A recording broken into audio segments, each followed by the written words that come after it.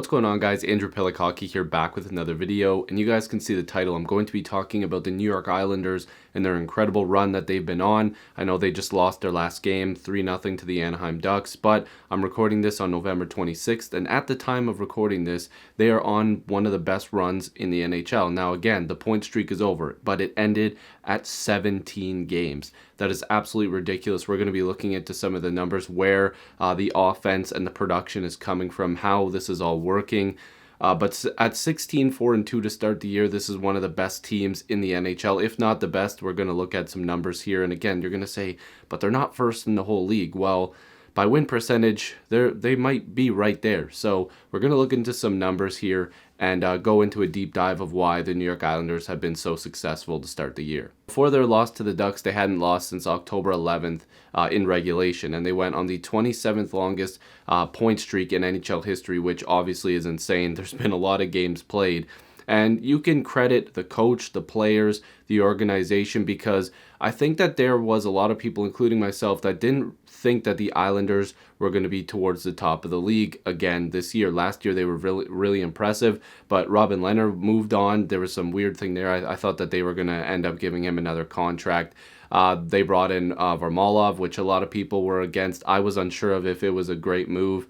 And you know, just the makeup of their team, they have a lot of good players, but with how many teams around them got better in the offseason, I figured, okay, well, this team could still be a decent team, but I'm not sure that anybody would have predicted that they would start the year this good. So right now, the Islanders are sitting second in the Metro. Of course, the Capitals have been off to a really good start, and they're currently fourth in the entire league. Now, again, I'm filming this on the 26th. I think I'm going to post it. Maybe I'll post it today. We'll have to see what else happens. But right now, New York has played fewer games than those above them in the NHL, and they actually have an NHL leading point percentage in .773, and this is why I mentioned earlier the Islanders might not be at the very top in terms of the standings on how they break down right now, but because some teams have played more games, the Islanders actually do have the best winning percentage right now. And again, like this has to go from every piece of the organization. It's just working now.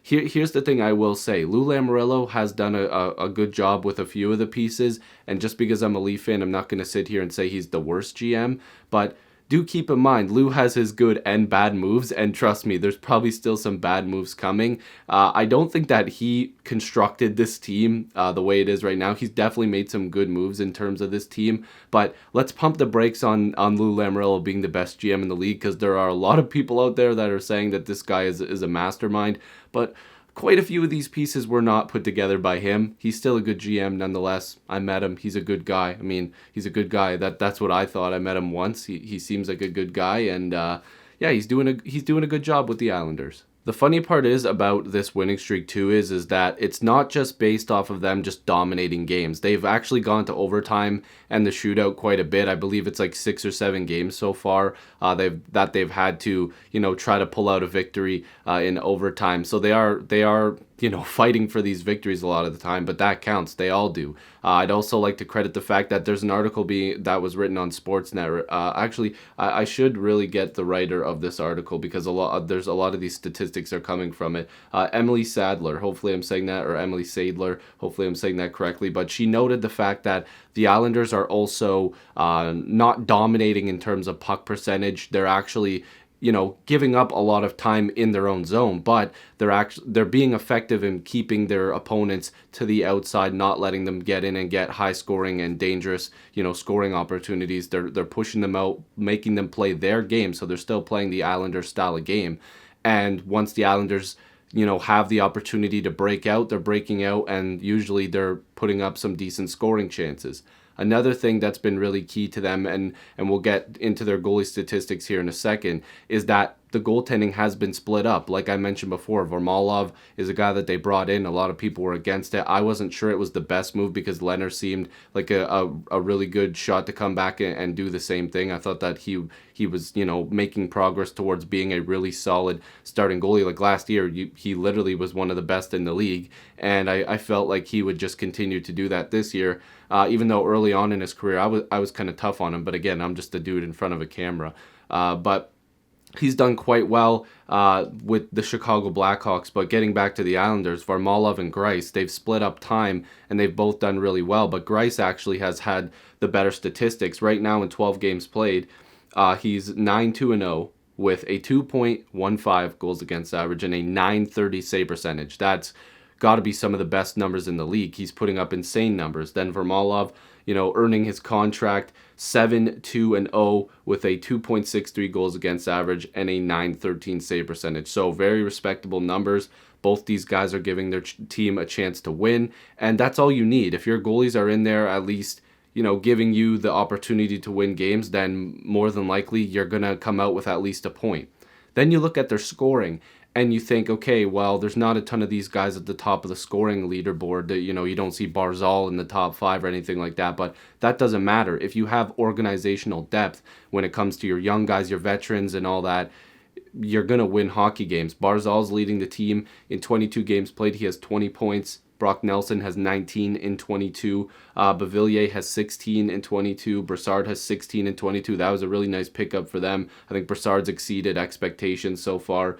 Bailey has 14 in 22. Devon Taves, hopefully, it's pronounced Taves for him too, right? He's got 11 in 22. Anders Lee, 10 in 22. I think they'd like a little bit more from him, but it's going to come. Ryan Pollock, very similar last name. Mine's Piluk. He's Pollock. I always get confused whenever they say his name. I'm like, oh, was that a Piluk? No, it's Pollock. But 10 and 22. Letty has 9 and 18. You guys get the points. Zeke is 7 and 17. Just is more and more you go down, obviously the points are getting less, but towards the top of this group of forwards, they've got a bunch of different guys that are at least putting up 10 points, 12, 14 points, and it's spreading out. So that way, all of your lines are working. Maybe not your bottom line isn't working as well, but the more that you get production from guys like Anders Lee going forward, I'm sure that they want a little bit more from Barzal, although he's almost a point per game player. The goalies are doing quite well for them, and of course you can't forget Barry Trotz. The guy has been coaching them well.